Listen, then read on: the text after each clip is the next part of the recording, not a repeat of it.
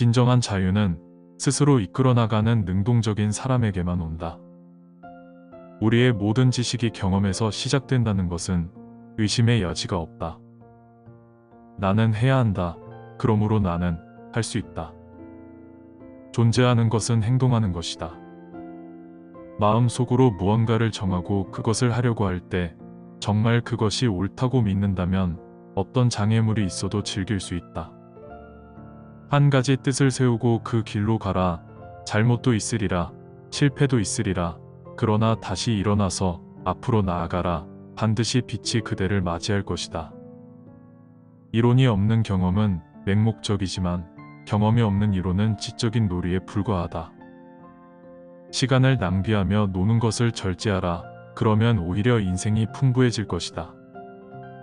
나처럼 행동하라고 누구에게나 말할 수 있도록 노력하라.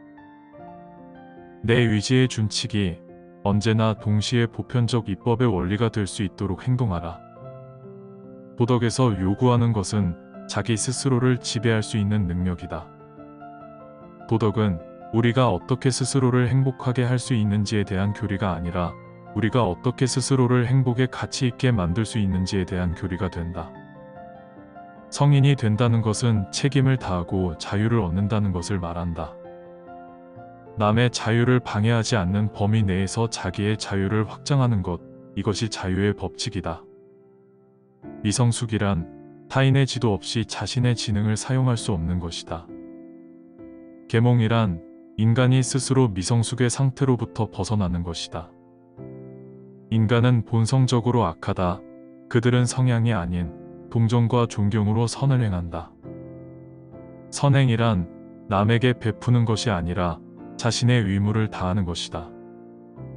타인의 인격을 수단으로만 쓸 것이 아니라 동시에 항상 목적 그 자체로 대해야 한다. 거짓말하는 사람은 자신의 인간으로서의 존엄을 말살한다. 상상력은 우리의 훌륭한 천재 또는 악마이다. 행복은 이성의 이상이 아니라 상상력의 이상이다. 행복의 원칙, 첫째, 어떤 일을 할 것, 둘째, 누군가를 사랑할 것, 셋째, 희망을 가질 것. 인생의 고통을 덜기 위해서는 참, 희망, 웃음이 필요하다. 인간은 자신의 판단으로 사물을 본다. 편한 것을 의심하라. 세상은 보이지 않는다. 생각하면 할수록 놀라움과 경건함을 주는 두 가지가 있으니 하나는 내 위에서 항상 반짝이는 별을 보여주는 하늘이며 다른 하나는 나를 항상 지켜주는 마음속의 도덕률이다. 동물을 대하는 태도를 보면 그 사람의 본성을 알 수 있다. 매우 세련된 작품이라고 할지라도 훌륭한 도덕적 이상이 담겨 있지 않다면 시시한 오락물에 지나지 않는다. 결과가 아무리 좋아도 동기가 나빴다면 악이다. 나는 철학을 가르치지 않는다. 나는 철학하는 것을 가르칠 뿐이다.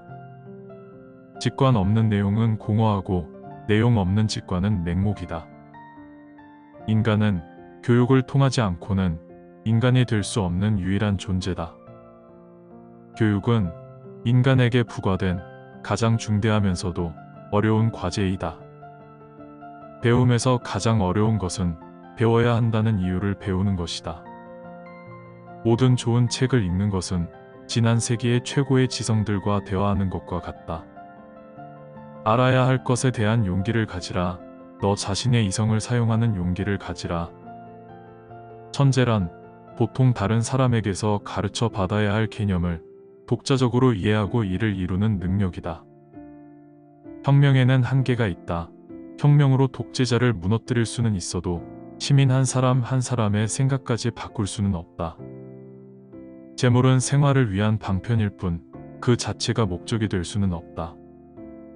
돈의 힘은 국가 권력 아래에 있는 모든 권력 중에서 가장 신뢰할 만한 것이다. 이것으로써 국가들은 굳이 도덕적 강제가 아니더라도 고귀한 평화를 추구하지 않을 수 없도록 되는 것이다. 법은 정치에 적용되어서는 안 되지만 정치는 항상 법에 맞춰져야 한다. 노동 뒤의 휴식이야말로 가장 편안하고 순수한 기쁨이다. 과학은 체계화된 지식이고 지혜는 정리된 삶이다. 진정한 지혜는 아무것도 모른다는 것을 알고 있는 것이다. 칸트는 근대 계몽주의를 정점에 올려놓았고 독일 관념 철학의 기반을 확립한 프로이센의 철학자입니다. 그는 18세기 철학에 있어 가장 절대적인 영향력을 끼친 인물로 평가받고 있으며 21세기의 철학에까지 영향을 준 새롭고도 폭 넓은 철학적 관점을 창조했습니다. 칸트의 사상체계는 크게 세 갈래로 나누어집니다. 첫째, 인식론. 나는 무엇을 알 수 있는가? 둘째, 윤리학. 나는 무엇을 해야 하는가? 셋째, 종교철학. 나는 무엇을 희망해도 좋은가? 칸트는 근대부터 현재까지에 이르는 철학 연구가 칸트 이전으로 돌아갈 수 없을 정도로 철학의 패러다임을 바꾸었으며, 이러한 패러다임은 공리주의에서 후기 칸트학파의 사상에 이르는 혁신과 밀접하게 연관된 채로 철학과 사회과학, 인문학 분야 모두에서 유지되었습니다. 한국 또한 1990년대까지만 해도 대학의 철학과는 고 칸트학과라고 할 수 있을 만큼 큰 영향을 받았으며 중고등 윤리 교과서에서도 매우 중요하게 다뤄지고 있습니다.